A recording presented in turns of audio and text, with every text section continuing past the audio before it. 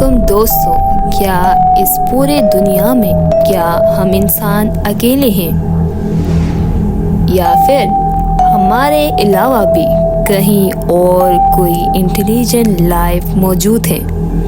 अगर एलियंस सही में एग्जिस्ट करते हैं, ये सोचना नेचुरल फैक्ट है कि शायद इसके मन में भी ये सवाल उठते होंगे कि कहीं इस यूनिवर्स में वो अकेले तो नहीं। हमारे यूनिवर्स में दो स्पेशल इंटेलिजेंट के दरमियान में कम्युनिकेशन कैसे बनाया जाए, इस सोच को सामने रखते हुए नासा ने कई प्रोजेक्ट शुरू किए ताकि हम किसी तरह एलियन को एक मैसेज भेज सके।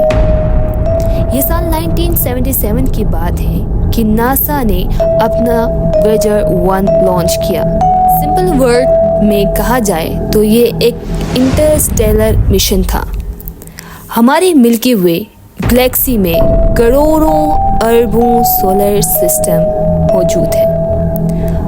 इन सोलर सिस्टम के बीच में जो जगह है, इन्हें इंटरस्टेलर स्पेस कहा जाता है। आज के दिन तक नासा ने सिर्फ 5 इंटरस्टेलर स्पेस क्राफ्ट लॉन्च किया है।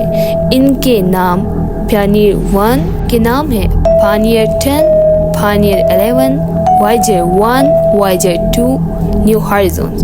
और इन 5 में से सिर्फ 2 ही एक्चुअली में इंटरस्टेलर स्पेस तक पहुंचे हैं, क्योंकि सोलर सिस्टम को छोड़कर जाने में बहुत लंबा वक्त लगते हैं। और ये दो जो छोड़कर गए, ये 2 बड़े खास हैं, यानी Voyager 1, Voyager 2।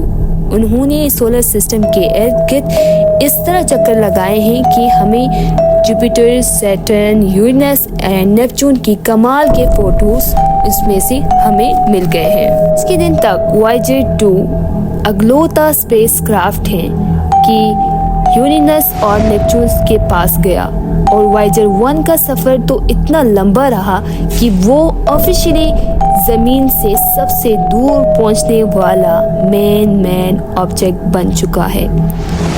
As of October 24.7 billion kilometre दूर हैं ज़मीन से। लेकिन इन दोनों वॉयेजर्स की सबसे दिलचस्प बात तो यही है कि इनमें मौजूद हैं एलियंस के लिए ढेर सारे मैसेजेस, जिनको साथ लिए ये स्पेस में घूम रहा है। ये मैसेजेस जो इस उम्मीद से भेजे गए हैं कि शायद हमारी कभी मुलाकात एलियन से हो, और इन मैसेजेस के ज़रिए हम इन्हें अपने बारे में कुछ बता सकें।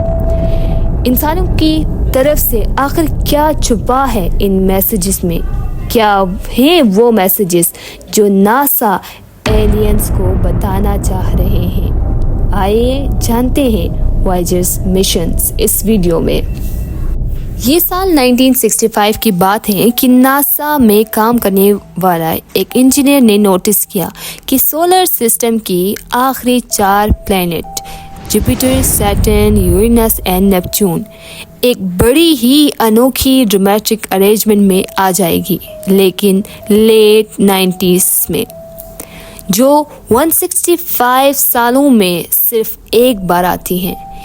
इस अरेंजमेंट का मतलब है कि एक ऐसा स्पेस क्राफ्ट भेजा जा सकता है जो इन चारों प्लेनेट का ग्रेविटेशनल फोर्स का फ़ायदा उठाकर, जो इन चारों के पास से गुजर जाए, बहुत ही कम फ्यूल और टाइम इस्तेमाल करते हुए। इसको gravity principle of gravity assist कहा जाता है।